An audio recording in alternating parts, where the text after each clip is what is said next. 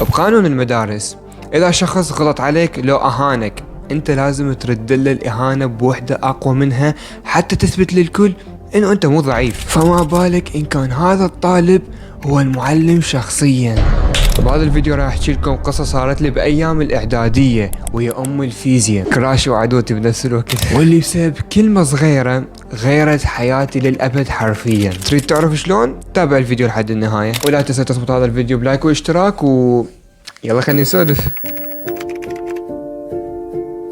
بالخامس اعدادي كانت اول سنة بحياتي ادخل بمدرسة اهلية، والسبب هو المسيرة الدراسية الدموية مالتي والسي في المسودن. فاهلي خافوا لاني ابقى هيك لحد السادس الاعدادي، فقالوا من هسه خلي نسجله بمدرسة زينة حتى بلكي يستعدل. وطبعا هالشي بعد ما قعدنا نتناقش بهدوء واحنا نحتسي الشاي.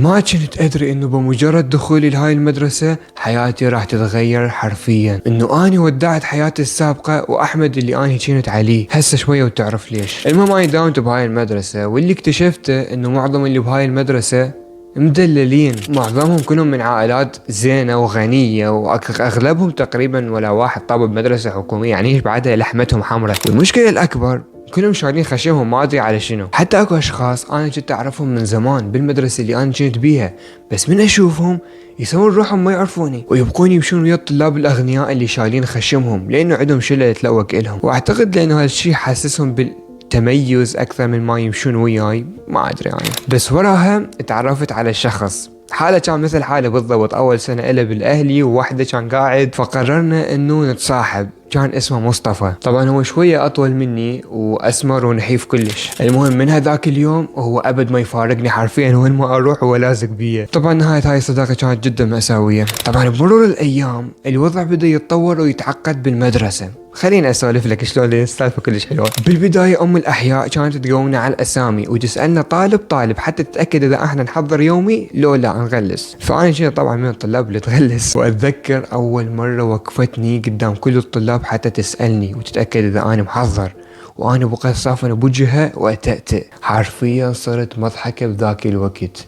من ذاك الوقت كنت خليني اشوفهم وجه الثاني حرفيا. بوقتها احمد خلى عقله بالدراسه. بعد ما دخلت العالم السكاكين اكتشفت انه اكو منافسه محتدمه شرسه كلش انا كنت غافل عنها. اكو هواي طلاب بالصف حرفيا مرعبين بالدراسه، افشل واحد بيهم جايب 50 من 60، تعرف شنو يعني؟ فانا قررت اتحداهم كلهم، اعلنت الحرب رسميا. خصوصا انه اكو واحد بالصف كان عنده اكبر شله بالمدرسه، انه هو اكثر شخص سكاك شفته بحياتي. فحس انه هو كان حاقد علي، ما ادري ليش. حتى مرات الشله مالته يحاولون يزوجونه ويندقون بيه. طبعا شويه واقول لك ليش هيك كان يسوي، اكو سبب طبعا. بس اني مع هذا قررت اتحداهم كلهم، وقمت اجيب درجات عاليه بكل المواد. صرت مزيج بين الطالب السكاك والعفطي اللي جاي من مدرسه حكوميه. وكانت هاي اول مره بحياتي استمتع بشيء اسمه دراسه.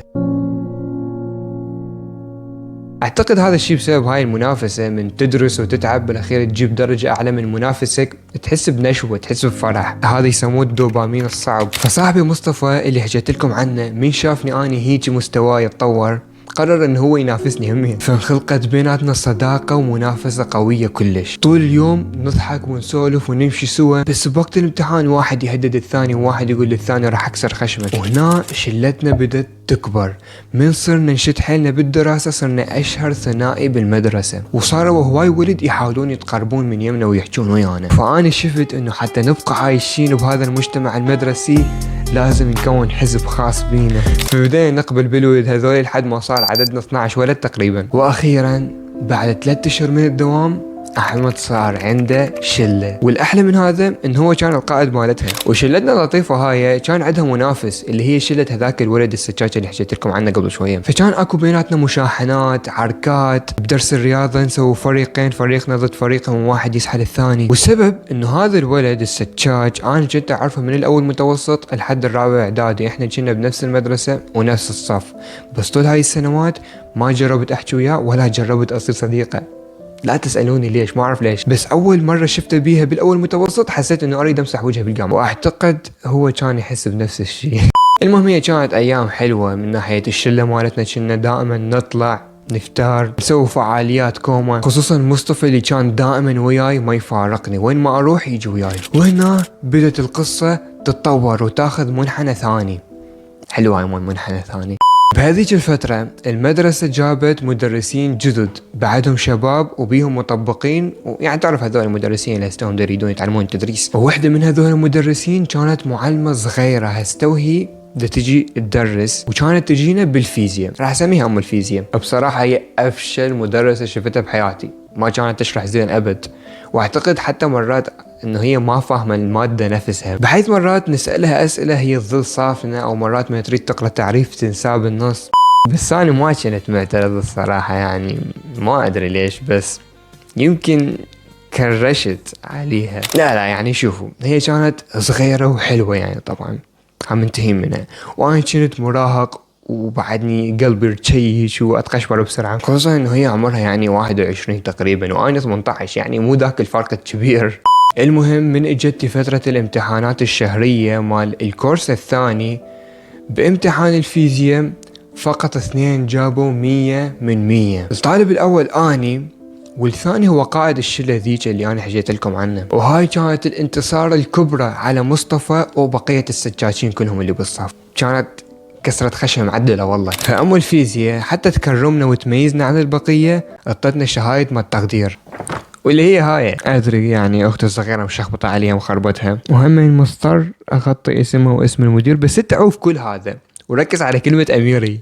طبعا هي من عرفت ان اختي الصغيرة شخبطت على الشهادة مالتي سوت لي وحدة ثانية، بس ما ادري وين، ايش قد دورت عليها وما لقيتها. المهم خلص الخامس الاعدادي واجا السادس، واللي هي المرحلة اللي تغير بيها كل هذا، واللي حياتي بيها بدت تنقلب. ما اريد اتعمق بالقصة مالتي بالسادس، بس مثل ما تعرفون اي طالب يدخل للسادس يسجل بمعاهد، يسجل لمدرسين، يحضر نفسه، يدخل بحماس. كل الطلاب كانوا هيك الا اني. ما ادري ليش، بس من دخلت للسادس فقدت الشغف بالدراسة تماما، فقررت انه انا ما اسوي مثل بقية الطلاب، ما راح اقرا بالعطلة، راح انتظر المدرسة تجي واقرا ويا المدرسين اول باول واعتمد على اليوتيوب. طبعا هاي المدرسة خلي اقول لكم شلون مقسمة الطلاب، لانه في شوية راح نحتاج هاي النقطة. هم مسوين طلاب السادس 3 شعب، الف وباء وجيم. طبعا شعبة الف كانوا هم طلاب المعهد مالتهم، وكانت هي الطبقة المخملية حرفيا، يعني مدلليهم دلال مو طبيعي، جايبينهم احسن المدرسين وتبريد بالصيف والتدفئة، وحاطيهم يم الادارة وكل الاهتمام لهم حرفيا. شعبة باء كانت لاصحاب الطبقة الكادحة او المتوسطة، يعني شايفين اللي طلعوا اوائل بالخامس او كانوا متميزين وكذا، كلهم حشروهم بهاي الشعبة، واللي انا خلوني بيها همين، لان انا ما سجلت بالمعهد الفاشل مالتهم. كانوا جايبين لها مدرسين زينين ومنطيها شيء من الاهتمام شوية، بس اكيد مو مثل شعبة الف. اما طبقة جيم فهاي طبقة العبيد، الطبقة المنبوذة بالمجتمع، شكو واحد عطل ومطفي طول السنوات الدراسية خليه بهاي الشعبة. شايف النيجاز بامريكا شلون يتعاملون وياهم ويحتقروهم؟ بالضبط كانوا يعاملوهم واخيس بعض. طبعا العنصرية حتى بالمدارس موجودة. ليش ذكرت لكم هالتفاصيل؟ فدي شوي راح تعرفون ليش. مثل ما قلت لكم اني حطوني ويا حشرة باء. حشرة باء. اقصد حشروني بشعبة باء. بديت بحماس ويا الاساتذة مالتنا، وحجزت لي مكان بالصدارة اول رحلة، واللي هو المكان الذهبي. طبعا كونت كم صداقة بهذيك الشعبة، وحرفيا كانت حياة حلوة. من شفت انه بداية السادس كانت حلوة وسهلة، وانه السادس مو مرعب مثل ما كانوا مصورين لنا. هنا طموحي صعد كلش انه اجيب 99. الشي اللي ما عجبني بهذيك المدرسة انه نفس ام الفيزياء اللي كانت تجينا بالخامس الاعدادي واللي بعدها صغيرة وما تعرف تدرس، حشروها إلنا وحطونا اياها بشعبة باء بالسادس. تخيل تدرسنا فيزياء مال السادس وهي فيزياء مال الخامس ما تعرف تدرس. لعد شعبة جيم شو تجيبوا لهم؟ هاي ذكرت شعبة جيم اصلا ما كان عندهم استاذ فيزياء.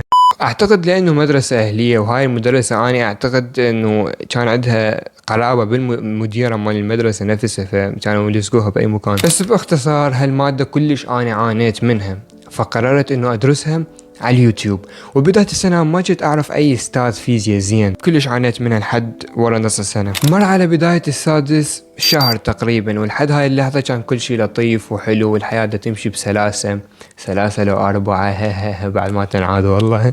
الى ان اجى اليوم اللي قلب كل شيء تماما. كان يوم عادي ببدايته، وانا رحت للمدرسة بمشاعر تنرفز وعصبية، لانه قبلها بيوم امي كانت مرزلة فاجى اخر درس بهذا اليوم التعيس ودخلت لنا ام الفيزياء. تعرفون يسولف الطلاب بين كل درس ودرس يظلون يسولفون ويحجون والصف يصير هوسه لحد ما يدخل المدرس وكلهم يسكتون. فهنا هي السالفه بدت، انه حتى من هي دخلت للصف انا بقيت اسولف وما اهتميت بدخولها. فهي هنا ركزت علي وصار شيء عكس توقعي، يعني حرفيا صدمني بوقتها. احمد ايش بيك؟ صاير لغوي؟ اسكت ما تشوف الاستاذ دخل. يس، صيحت علي ورزلتني، وهنا كل الطلاب سكتوا، كلهم ظلوا يباعون علي وعلى رياكشن، يعني شوف هاي كراشك رزلتك، ما اعرف شنو كانوا منتظريني ابكي يعني لو شنو. انا هذا الموقف وقتها كلش استفزني يا اخي، ما ادري ليش، يعني نبرة صوتها ورزالتها ونظرات الطلاب المستفزة يا اخي حسيت بنار بوقتها، وخصوصا انه هي اهانتني قدام منافسيني اللي بالدراسة، يعني حرفيا حسيت كرامتي انداست قدامهم. سمعت كم طالب لي ورا قام عليها يقول اي باخ، والثاني يقول لا خطيه، يعني شوف هاي التعليقات المستفزه. المهم كل هالشغلات اجتمعت علي وخلت وجهي يصير احمر، وقلت بصراحه ست ما شفتك، يعني شو اسوي اني؟ شنو ما شفتني؟ ما قلت السلام عليكم؟ ايه مو صوتش ناصي، يعني شنو هي؟ عدل اسلوبك لا تحكي هيك، انا المعلمه مالتك. تا احكي طبيعي ست، ايش سويت؟ بس ما انتبهت عليك، يعني مو بيدي هي. ها ما شفتني؟ لا راح اسفرك بريومك. عادي ست، سوي اللي يعجبك، بعد احسن. ابد ما كنت متوقعتك هيك. حرفيا بعد ما قالت هيك صحتني، يعني ايش كأنما فجأة وعيت. ليش جادلتها اصلا الموضوع شلون بدا؟ بس يمكن لانه الموقف استفزني، وخصوصا انه فارق العمر القليل بيناتنا خلاني انه ما اعتبرها لها اعتبار اصلا، ولا احترمها مثل ما احترم المدرسين الاكبر، وخصوصا انه هي اكثر استاذة انا اسولف وياها، وكانت اقرب استاذة الي بذاك الوقت. بس كل هذا خلاني انسى انه هي بالنهاية معلمة مو وحدة ثانية. انه بوقتها كل الطلاب سكتوا وكانوا يسمعون هاي المجادلة القوية، واعتقد اني سمعت بداخلهم صوت تشجيع على مود يتصاعد الموقف يعني. وهنا اخذت نظرة على نظرات السكاكين، وحرفيا شفت اكو نظرات الصدمة على وجوههم، يعني هم كانوا ماخذين علي نظرة انه انا فقير، ما كانوا متوقعين هذا الاسلوب من يمي. صاحبي مصطفى طول ما اني احكي ويا المعلمة هو ينغز بي ويقرص من جوا وعود كافي اسكت. فهي هنا سكتت واني همين سكتت، وبدت الدرس طبيعي وكملته لحد النهاية. بنهاية الدرس انتظرت كل الطلاب يطلعون من الصف، وبقيت بس اني ومصطفى بي. فاخذت جنودتي، وقبل لا اطلع اني ومصطفى وقفت يمها، اعتذرت منها على اللي صار، وانه اني ما كنت يعني قاصد اللي احكي ومن هاي السوالف. فهي هنا اخذت صفنا كم ثانية، واني هاي الصفنة كلش خوفتني وربكتني، بس الحمد لله قبلت اعتذاري بالنهاية ورحت للبيت وانا فرحان. بس السالفة ما انتهت هنا طبعا. بدرس الرياضيات فجأة المدير والمعاون يدخلون القاعة. أحمد عدنان موجود هنا؟ فزيت من مكاني وقلبي قام يدق بسرعة، لأنه نبرة صوته مو مال واحد جاي يسأل على مستواي الدراسي. طلعت الأفندية رايحة مشتكي علي من المدير، وانطانا محاضرة طولها نص ساعة عن احترام المعلم. يلا شيل جنطتك، راح تنقل الشعب الجيم من اليوم. طبعا انا هنا انصدمت، بس حتى احفظ اللي بقى من كرامتي شلت جنطتي وطلعت بسرعة. دخلت الشعب الجيم بنص الدرس وحتى ما قلت السلام عليكم. كان وجهي احمر وحرفيا العصبية مبينة بعيوني. رحت صعدت المدرج اللي بالصف وقعدت اخر رحلة يم طالب كان نايم. الاستاذ ما حكى وياي، بس بوى عليه شوية وكمل شرح طبيعي، يعني شقد يجي حلو شقد حلو هيك استاذ. بس كل الطلاب كانوا مستغربين، يعني منو هذا وليش طاف فجأة وما حد حاكى من هاي السوالف. كنت اقدر اقرا كل هذا الكلام بعيونهم، بس بقيت مخلص ومسوي نفسي صافن على الاستاذ وافكر باللي صار. ورا ما انتهى الدوام رجعت للبيت، وبصراحة هنا أنا بتشيت، والسبب لانه هذا الموقف معناها انه السادس انتهى تماما بالنسبة لي. الصف اللي انا تعودت على اساتذته وطلابه تركته، يعني لازم ابدي من الصفر بعد اكثر من شهر من الدوام. فسبب البكي كان على مود السادس مو على مود الموقف نفسه. كنت اعرف راح ينشلع قلبي كلش، وهذا الشيء اصلا ما كان ضمن مخططاتي، خصوصا انه شعب الجيم كانوا يمشون بمادة الزيق وبسرعة، بحيث كانوا سابقيني بالمادة هواي، والاساتذة حرفيا فاشلين، يعني كانوا بس يريدون يكملون المادة بسرعة. يعني حرفيا انا كانوا ما كان عندي استاذ، خب بالفيزياء اصلا ما كان يجينا استاذ. حاولت استغل الواسطات وكذا لانه كنا نعرف كم شخص بالمدرسة، بس حتى هذول الكم شخص دقوا بينا الناقصة وغلسوا علينا، ما ساعدونا. حكيت ويا المدير والمعاون، فهمتهم السالفة، اعتذرت، حاولت ارجع منا ماكو، قافلين كلش كانوا، اصلا تحسه مفتخر باللي سواه. من هذاك الوقت واني ما حطيت عيني بعين هاي المدرسة ابد، كرهتها من كل قلبي حرفيا، وظليت ادعي عليها وعلى كل الادارة مال المدرسة. انشمرت بصف جديد حرفيا ما اعرف بيه اي شخص، كلهم طلاب جايين من مدارس ثانية او طلاب اصلا ما يدرسون، يعني حرفيا حسيت بغربة وقهر مو طبيعي. ظليت التقي باصدقائي القديمين بالفرصة وهاي، بس شنو الفايدة؟ هي المتعة كليتها بالدرس. المهم بقى هالوضع لحد نص السنة، واني كنت واصل بكل مادة تقريبا لحد الفصل الثاني او الفصل الاول، يعني كنت حرفيا متأخر كلش. المهم حتى ما اطول عليكم، ورا نص السنة سجلت يا مدرسين وشديت حيلي ودرست وخليت حاولت قد ما اقدر اخلي هذا الموقف ما يأثر علي وعلى مستقبلي. وصدق اجت بنهاية السنة والامتحانات الوزارية، امتحنت جبت 92، انتهت السنة الله وياك الله وياك. بس أنا كلش أفتخر بهذا المعدل، لأنه مقارنة بكل الظروف اللي مريت بيها أنا جبته، يعني بسبب النقلة من الشعبة اللي صارت، أو بسبب هاي المعلمة اللي حرفيا دمرت كل مخططاتي ومستقبلي، بسبب الوقت الضيق والأسئلة الصعبة اللي جابونا إياها بالسنة مالتنا، بسبب فترة مراجعتي اللي كانت تقريبا أقل من شهر، ما أعرف 25 يوم، بس بالنهاية 92 كنت كلش فخور. لكن هذا الحدث اللي هو تغيير الشعبة أثر علي كلش بشكل مو طبيعي، وأعتقد لو ما صاير كان أنا جبت معدل أعلى بهواي، 98 أو 99 أو حتى 100، وكان رحت القسم ثاني تماما، وحرفيا كان انقلب مسار حياتي، كان كتب لي طريق ثاني تماما. لكن بسبب هاي المعلمة صار كل هذا، وتغير مسار حياتي مال 50 سنة لي قدام. وبصراحة أنا ما ضايج من هذا الشيء، بالعكس فرحان،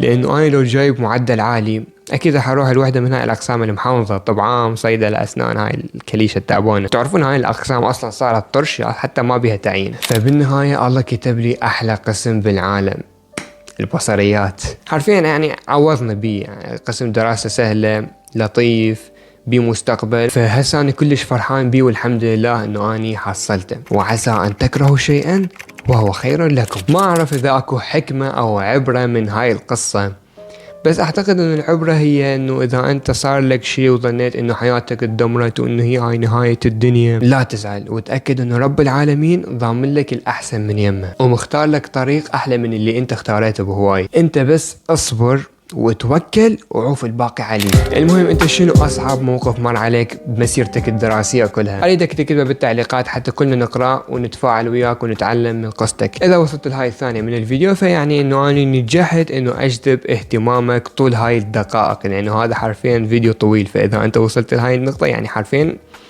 لك عاشت ايدي.